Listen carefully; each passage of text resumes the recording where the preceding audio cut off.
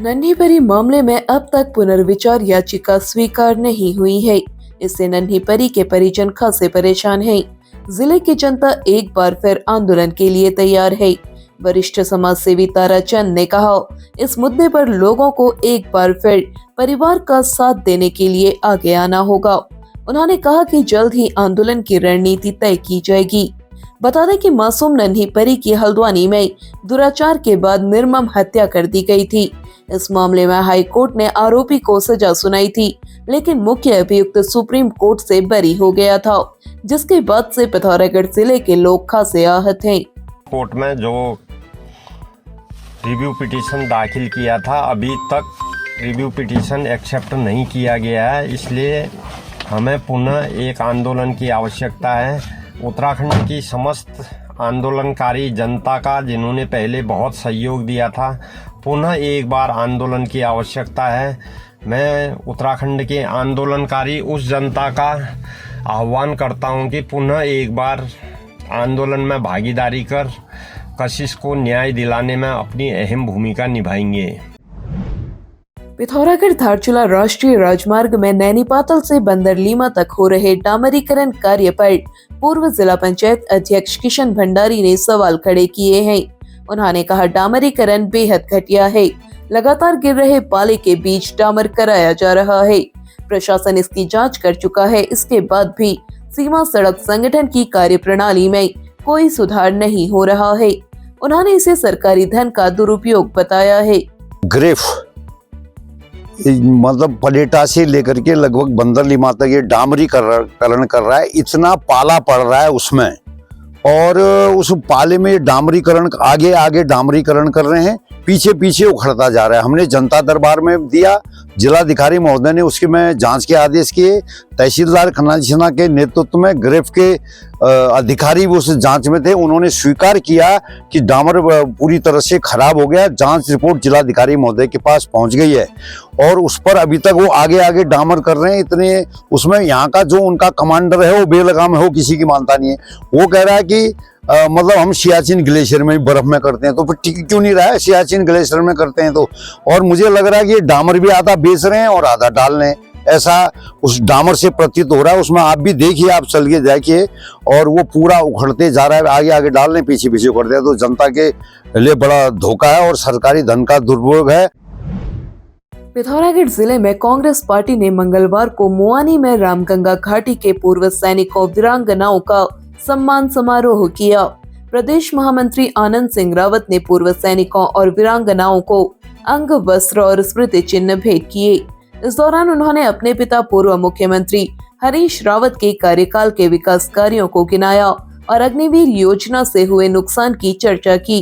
कार्यक्रम में डीडीहट विधानसभा प्रभारी प्रेमा कुटियाल, कांग्रेस ब्लॉक अध्यक्ष कमलदीप सिंह, पूर्व सैनिक संगठन के अध्यक्ष श्याम सिंह कार्की, दीपा रावत, जगदीश भट्ट, आन सिंह खोलिया सहित तमाम लोग मौजूद रहे। पिथौरागढ़ जिले के बेरीनाग में चल रहे जय मां महाकाली रोहतांड महोत्सव की पहली संध्या लोक कलाकार सुंदर बाफिला और दर्पण सांस्कृतिक कला मंच के कलाकारों के नाम रही। कलाकारों ने पहाड़ी नेपाली गीतों की सुंदर प्रस्तुतियां दी। दर्शक गीतों पर जमकर झूमे। राजेश जोशी, रितु दनपुरिया, दीपक जोशी की प्रस्तुति सराहनीय रही। इससे पूर्व खजान चंद्र गुड्डू, पूर्व नगर पालिका अध्यक्ष हेमचंद्र पंत, प्रदेश कांग्रेस महासचिव आनंद रावत ने दीप प्रज्वलित कर कार्यक्रम का शुभारंभ किया। महोत्सव समिति के अध्यक्ष महेश पंत ने सभी का आभार जताया। पिथौरागढ़ में चेतन संस्था द्वारा आयोजित 21 दिवसीय ऐपन प्रशिक्षण आज संपन्न हुआ।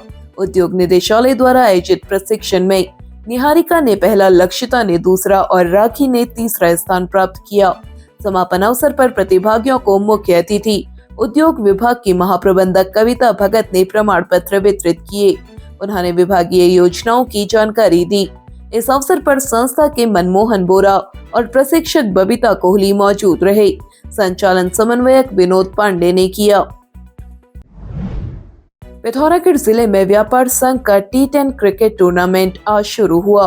प्रतियोगिता का उद्घाटन मुकाबला महाकाली यातायात और अमतड़ी की टीमों के बीच खेला गया। महाकाली की टीम ने पहले खेलते हुए 10 ओवर में 5 विकेट के नुकसान पर 105 रन बनाए। जवाब में अमतड़ी की टीम 51 रन पर ही ढेर हो गई।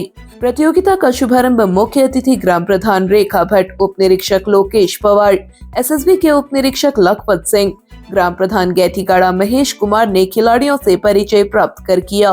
प्रतियोगिता योगेश भट्ट, आलोक शर्मा, हार्दिक कोहली, नवीन राणा, नीरज चंद, ललित भट्ट की देखरेख में कराई जा रही है।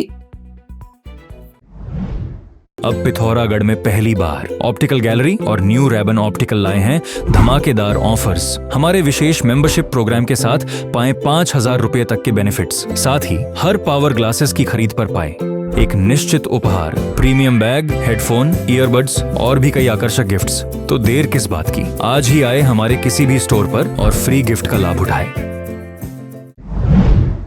पिथौरागढ़ में पूर्व सैनिक संगठन का निःशुल्क चिकित्सा शिविर कल से शुरू होगा।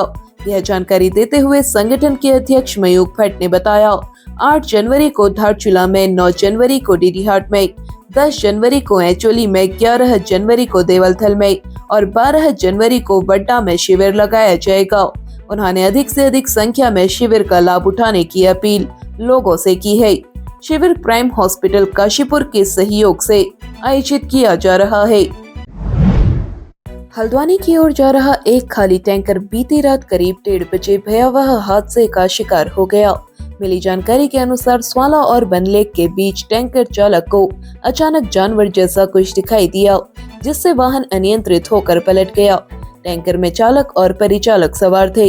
हादसा गंभीर लगने के बावजूद दोनों को मामूली चोटें आई हैं। पहाड़ी इलाकों में रात के समय जंगली जानवरों की आवाजाही ऐसे हादसों की बड़ी वजह बनती जा रही है।